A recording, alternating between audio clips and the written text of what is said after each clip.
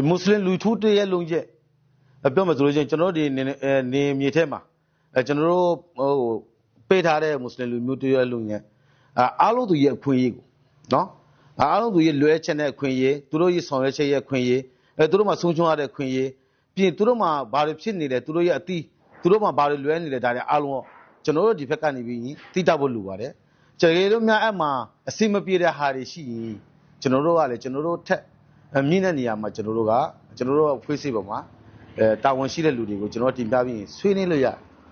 နော်အထူးအသဖြင့်ကျွန်တော်လူမျိုးတစ်မျိုးကျွန်တော်တို့ဒီမွတ်စလင်လူမျိုးတွေအတွက်အဓိကပြောပေါ့နော်ဘေးဒီအခြားဘာသာဝင်တွေကကိုင်ပြဖြည့်ရှင်းပြမဲ့စားကိုလူချင်းကိုင်ပြဖြည့်ရှင်းပြခြင်းတွေဟာညတာပြီးတော့နောက်လွေးမမှုမရှိအောင်ဥပမာပြောမယ်ဆိုလို့ရှိရင်တိုင်းရင်းသားတယောက်ကရခိုင်တိုင်းရင်းသားတယောက်ကနေဒါအုပ်ချုပ်နေမယ်တရားစီရင်နေမယ်ဆိုနေမဲ့ဘာညာဆိုတော့မျိုးတွေမဖြစ်စေအောင်အဲ့ဒါကျွန်တော်လူမျိုးတစ်မျိုးတို့အတွက်အားလုံးအားလုံးအတွက်ဒီယုံဟာအဓိကဖြစ်ပါတယ်ကျွန်တော်တို့ဒီယုံမှာဖွဲ့ထားတဲ့ကော်မတီတွေကမှာသူတို့ဘာမှကြာရင်ကျွန်တော်တို့ဒီလူမျိုးတစ်မျိုးအတွက်ဆုံးဖြတ်တဲ့ကကြာရင်ကျွန်တော်တို့ဘာသာရေးနဲ့ပတ်သက်တဲ့ဟာတွေပါတယ်အဲ့တော့ပြီးဒီတခြားအမှုတွေလည်းပါတယ်မို့လို့အဓိကတော့ကျွန်တော်တို့ဘာသာရေးဆရာတွေအာရဘီစာသင်ပြတဲ့အာရဘီဆရာတွေပေါ့နော်အဲ့ဒီဆရာတွေပါတယ်တကယ်ကိုပညာရှိပေါ့နော်သူတို့တွေလည်းအဲ့လိုမျိုးတက်ကျွန်းပညာတတ်တဲ့ပညာရေးဆရာတွေပါတယ်နောက်ပြီးကျွန်တော်တို့ဒီနေထဲမှာရှိတဲ့ကြီးညိုလေးစားထိုက်တဲ့ယုံကြည်ရတဲ့လူတွေကိုနိုင်ကဖြစ်ကျွန်တော်တို့ကအသုံးပြုထားတယ်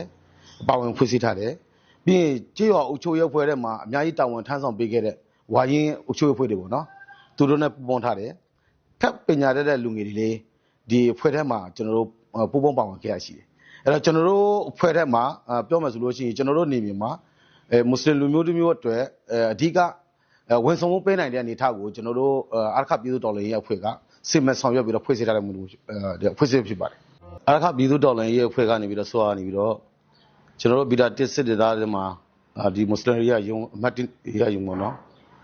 ဒါကိုကျွန်တော်တို့မွတ်စလင်လူမျိုးတွေကအခွင့်အရေးရအောင်တောင်းဆိုပြီးတော့ယူလာတာမျိုးမဟုတ်ဘူးကျွန်တော်တို့ဒီနေမြေမှာရှိတဲ့ကျွန်တော်နေမြေဌာနဘက်ကနေပြီးတော့ဒီမွတ်စလင်ရေးရယုံအတွက်ဒီမွတ်စလင်လူထုတရက်လုံးအတွက်ပေါ့နော်အထုပ်ကိုဖြစ်အောင်လွေးမမှုမရှိအောင်နားလည်မှုမမားစေအောင်တရားစီရင်ရေးဆိုတာအမှုတွေကိုအဲ့မှာမိုးတွေကကြီးပြင်းတဲ့မိုးတွေရှိတယ်ငယ်တဲ့မိုးတွေရှိတယ်ဘာသာရေးနဲ့သက်ဆိုင်တဲ့မိုးတွေရှိတယ်ဒါတွေကျွန်တော်တို့လူမျိုးတရက်လုံးအတွက်အကောင်းဆုံးဖြစ်ရင်ကျွန်တော်တို့ကိုဒါပေးလိုက်တာဟုတ်နော်အထူးသဖြင့်ဒါကျွန်တော်တို့အခွင့်တောင်းခဲ့တာမဟုတ်ဘူးကျွန်တော်လူမျိုးတစ်မျိုးတော့အတွက်အခက်အခဲမရှိစေအောင်အခွင့်အရေးကိုကျွန်တော်တို့ပေးထားတာအဲ့ဒါမလို့ကျွန်တော်ဒီရုံးကလေပတ်မှုရှိတယ်ဆိုတာဘယ်လိုမျိုးတွေမှာဒီအမှုတွေစစ်ဆေးရတယ်ဆိုလို့ရှိရင်ကျွန်တော်တို့ဘာသာရေးနဲ့ပတ်သက်တဲ့အမှုတွေပြီးရင်ကျွန်တော်တို့ရက်ရွာမှာပြဿနာတစုံတစ်ခုဆိုလို့ရှိရင်အဲ့ဒါအမှုတွေရာဇဝဲမှုပေါ့နော်ကြီးတဲ့ရာဇဝဲမှုကလွှဲပြီးကျန်တဲ့အမှုတွေအားလုံးဟာကျွန်တော်လူမျိုးတစ်မျိုးအတွက်เนาะဒါမွတ်စလင်လူမျိုးတစ်မျိုးအတွက်အဓိကဖြည့်ရှင်းပေးနိုင်တဲ့ညီနိုင်ဖြည့်ရှင်းပေးနိုင်တဲ့ယုံကြည်မှုဖြစ်ပါတယ်အရင်တော့ကဆိုလို့ရှိရင်ကျွန်တော်တို့ကြေးရွာအုပ်ချုပ်ရေးအဖွဲ့ပေါ့နော်ပထမဆိုလို့ရှိရင်ကျွန်တော်တို့ကြေးရွာအုပ်ချုပ်အဖွဲ့ပြောင်းမှာဘာလို့ကျွန်တော်တို့ဒီမျိုးနေပေါ်မှာတရားစီရင်ရေးတို့ရုံးတွေမှာလုံးမရှိတဲ့လူတွေဆိုတော့ကျွန်တော်တို့မှာတာဝန်ဘာမှတာဝန်မရှိခဲ့ဘူးကြေးရွာအုပ်ချုပ်ရေးအဖွဲ့မှာလည်းကျွန်တော်တို့ကရွာတာဝန်ခံလို့ပဲစီရင်ရေးမှာမဟုတ်ဘူးလုံးပေးရတယ်စေလွတ်တဲ့လူကြောက်ပဲခံစားရတာပေါ့နော်အဲ့ဒါအခုဆိုလို့ရှိရင်ကိုယ်ပိုင်ဆုံးဖြတ်လို့ရတဲ့အနေထားကိုလူထုတရက်လုံးအတွက်အကျိုးဆောင်ပေးနိုင်တယ်ဝန်ဆောင်ပေးနိုင်တဲ့အနေထားကိုရောက်တယ်အဲ့တော့အရင်တော့ကဆိုလို့ကျွန်တော်တို့ကဘာမှလည်းအခွင့်အရေးမရှိပေဘူးအခွင့်အရေးမရှိတာကဘာဖြစ်လို့ဆိုတော့ကြေးရွာအုပ်ချုပ်ရေးတာဝန်တော်မှကိုထမ်းဆောင်ခဲ့ရတော့လေကိုယ်တိုင်စီရင်ခွင့်မရှိတဲ့အနေထားပါပဲအဲ့လိုဆိုလို့ရှိရင်အခုကကျွန်တော်တို့ကကိုယ်တိုင်လူမျိုးတစ်မျိုးအတွက်တရားစီရင်လို့ရတဲ့အနေထားကိုကျွန်တော်ရောက်နေတာမို့လို့အများကြီးกว่าပါတယ်ဒါလူထုတရက်ကိုအမြင့်တင်အောင်ဖတ်ဆောင်ကနေပြီးတော့မြင့်တင်အောင်နင်းကျမှုမရှိအောင်သူတို့တွေကိုအနည်းကွက်ထားအောင်နောက်ပြီးတော့သူတို့ပြစ်ထတဲ့ပုံစံမျိုးမဟုတ်ဘဲနဲ့တကယ်ကိုဒီတိုင်းပြည်မှာရှိတဲ့လူမျိုးတစ်မျိုးအတွက်အဓိကလွယ်အချက်ကိုအခြေခံပြီးတော့သူတို့လှုပ်လာတယ်လို့ကျွန်တော်တို့မြင်တယ်ပြီးရင်အစိုးရဘက်ကလှုပ်ထားတဲ့ကဏ္ဍနဲ့ဆိုလို့ရှိရင်ဒါအမတမားကွာခြားတဲ့အနေနဲ့တစ်ခုဖြစ်ပါတယ်အုပ်ချုပ်ရေးဆိုတာဒီကအခြေခံတဲ့နိုင်ငံတကာဖြစ်စေရက်ရွာပဲဖြစ်စေမျိုးတွေဖြစ်ပါနော်ဒါအုပ်ချုပ်ရေးအဓိကအခြေခံတဲ့လုပ်ငန်းကဏ္ဍတွေမှာပါဝင်တယ် အဲ့တော့ကျွန်တော်တို့အရင်လို့ဆိုလို့ရှိရင်အရင်တော့ဆိုလို့ရှိရင်အပေါ်အမိန့်ရှိတယ်မိုးပေါ်မှာအမွှရှိတယ်အဲ့လိုမျိုးအမိန့်တွေကိုကျွန်တော်တို့ကဆောင်းရတယ်ဥစားနာခံရတယ်မျိုးရှိတယ်နော်အခုခေတ်မှာအဲ့လိုမဟုတ်ဘူးဖြစ်လာတာဟာတွေကချစ်ချင်းမဖြစ်ရဘူးဆက်တွေကနောက်ဆက်ဘာပြဿနာတွေမှာမဖြစ်စေချင်ဘူးနော်လက်ငင်းဖြစ်ရမယ်အခုဖြစ်လာတာကိုဖြစ်ချင်းရမယ်နော်အဲ့ဒီအမှုနဲ့ပတ်သက်ပြီးဘာတစ်ခုမှလည်းအသေးမောမကြံကြရဘူးအဲ့လိုမျိုးအသေးမောတွေမကြံအောင်လဲကျွန်တော်တို့ကလည်းအုတ်ချုပ်ရောက်ဖွဲကားကိုကျွန်တော်တို့နေမြေအုတ်ချုပ်ရဌာနကနေပြီးသူတို့အစီအမံခန့်ခွဲဖို့အတွက်ကိုယ်ပိုင်အုတ်ချုပ်ခွင့်များရွာကိုသူတို့ကစီမံနိုင်အောင်ရွာမှာဘယ်ပြဿနာမရှိအောင်တော့ဘာပြဿနာမှလည်းပေါ်မလာအောင်ချင်းချောက်ပေးမဟုတ်ဘူးနော်ချင်းချောက်ပေးနဲ့သူတို့ကြောက်ချင်းချောက်ပြီးမှဒါအုတ်ချုပ်ရမယ်ဘလို့အမျိုးမဟုတ်ပဲသူတို့နားလေအောင်သဘောပေါက်အောင်ဝန်ဆောင်မှုရှိလာအောင်လိန်မှာပြနေပေးမှသူတို့ကျွန်တော်တို့ကအုတ်ချုပ်လာတာရှိတယ်အဲ့တော့အခုအုတ်ချုပ်ရတဲ့မှာတာဝန်ခံပဲဆိုဘာမှမဆိုင်ဘူးဆိုအဲ့မဟုတ်ဘူးသူတာဝန်ခံဖြစ်တယ်မို့သူမှအများကြီးတာဝန်ရှိတယ်ရွာတရွာရဲ့အဓိကတာဝန်ဟာသူ့မှာရှိတယ်အဲ့ဒါမလို့သူ့မှာတာဝန်ပြေးသွားတဲ့သူတို့တာဝန်လောက်ရတယ်တော့မလို့ဒါသူတို့တာဝန်တောင်းဆိုထားတာမဟုတ်ဘူ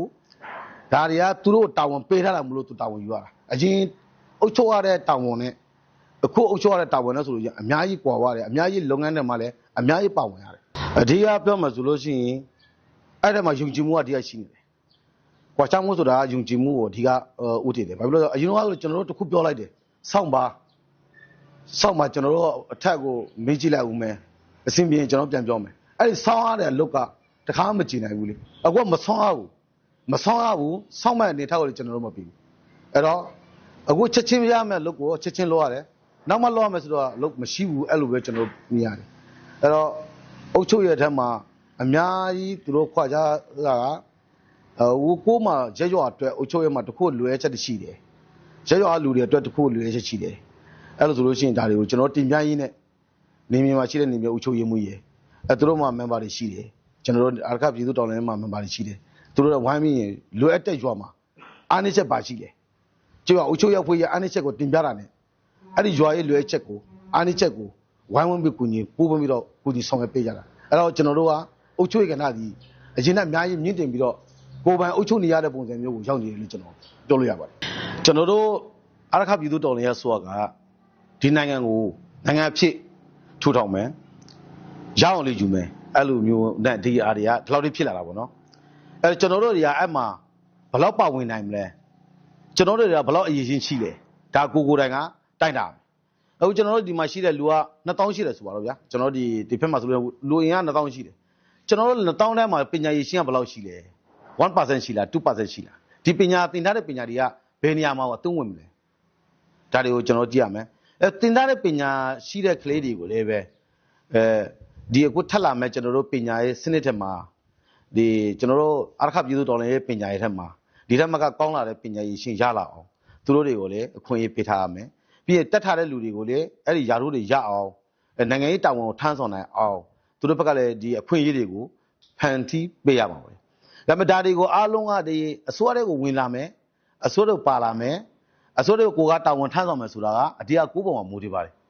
အဲဒါကြောင့်မင်းဝင်လာပါဘယ်သူဝင်လာပါမင်းပညာရှိတယ်ကွာပညာမရှိဘူးမင်းမဝင်နဲ့မင်းဝင်ပါအဲ့လိုမျိုးမဟုတ်ဘူ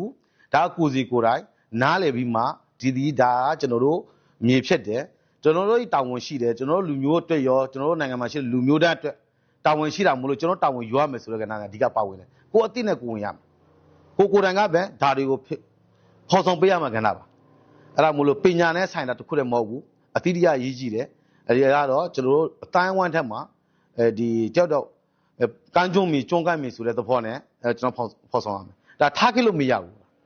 သူကပညာမရှိဘူးသူတို့ပညာတတ်မဟုတ်ဘူးသူကလူနည်းစုဖြစ်တယ်အနေခံရမယ်လူတွေအဲ့လိုမျိုးထားလို့မရဘူးလေးနေသူထိုးပေးပါဆိုတော့ဆောက်ဖို့နဲ့ညီကျွန်တော်တို့ကအမြဲတမ်းဆောင်ရမှာဆောင်သွားမယ်ကဏ္ဍတွေပါဒါမို့လို့ကျွန်တော်တို့ထားပြလို့မရပါဆောင်ကိုဆောင်သွားမယ်ဆောင်ရတဲ့နေရာမှာသူ့မသွားနိုင်ဘူးမလိုက်နိုင်ဘူးဆိုတဲ့ကဏ္ဍမဟုတ်ဘဲနဲ့သူကလိုက်နိုင်အောင်သွားလို့ရအောင်ပန်းနိုင်ဒီရောက်အောင်ဒီကျွန်တော်တို့အတူတူကကျွန်တော်တို့ဆောင်ယူရမယ်အားလုံးဆုံးပါတယ်ဒီထက်မှာဆိုလို့ရှိရင်ကျွန်တော်ပညာရေးရောကျွန်တော်ကြက်မာရေးရောကျွန်တော်လွယ်အပ်တဲ့အရာတွေအားလုံးယာထုတွေအစအဲ့ဒီထက်မှာရှိပါတယ်ဆောင်သွားမဲ့နေရာထဲမှာအားလုံးပါပါတယ်ဆောင်သွားမဲ့နေရာထဲမှာမချန်ဘဲနဲ့ကိုယ်ပါဝင်ဖို့ပဲကျွန်တော်တို့ပြည်သူတွေမှာကျွန်တော်တို့မွတ်စလင်လူမျိုးတွေမှာအဓိကတာဝန်ရှိပါတယ်ကျွန်တော်တို့ကဒီမွေးကြရည်နော်ဘယ်အခွင့်မှမရခဲ့တဲ့ဘဝနဲ့ကျွန်တော်တို့ကရှင်းသင်လာခဲ့တာပါအဲ့တော့ကျွန်တော်အခွင့်မရှိခဲ့ဘူး ကျွန်တော်အားခပြည်သူတော်လည်းရဲ့ဆိုပေါ်ပေါ်ပြီးတော့ကျွန်တော်ဗိုလ်ချုပ်ကိုယ်တိုင်ရလဲကျွန်တော်ဒီလူမျိုးတွေအားလုံးဟာဒီရခိုင်ဒီနမိတ်ထဲမှာရှိတဲ့လူမျိုးတွေအားလုံးဟာဘယ်သူမှလည်းကျွန်တော်ပြစ်မထပါဘူးအဲ့တော့ကျွန်တော်အားလုံးရဲ့အခွင့်အရေးရှိရမယ်ကျွန်တော်ရင်တက်ပြီးတော့ကျွန်တော်တို့အတူတူသွားမယ်ဆိုတော့အဲ့ဒီမှာစကားရှိတယ်အဲ့ဒါလည်းပဲကျွန်တော်တို့ဒီလူမျိုးတွေလူနေပါစေလူများပါစေကျွန်တော်တို့ခွဲခြားမှုမရှိဘဲနဲ့ကျွန်တော်တို့အနာဂတ်နိုင်ငံတော်ထူထောင်ရဲ့မှာဖက်မီပညာတက်တွေရောစဒီရှိတဲ့လူတွေအားလုံးဟာအတူတကွပူးပေါင်းပါဝင်ပြီးဆောင်ရွက်တဲ့နေရာတွေမှာလွယ်တဲ့နေရာတွေမှာပါဝင်ဆောင်ရွက်ပေးဖို့အတွက်အခွင့်အရေးတွေပေးဖို့နဲ့ဒီလူခွင့်တွေမရခဲ့တဲ့ဒီလူမျိုးတွေကိုဒဲတူခွင့်ရေးပေးဖို့အတွက်ကျွန်တော်ဘက်ကဒါပဲဖြစ်စေပြီးပြောချင်ပါတယ်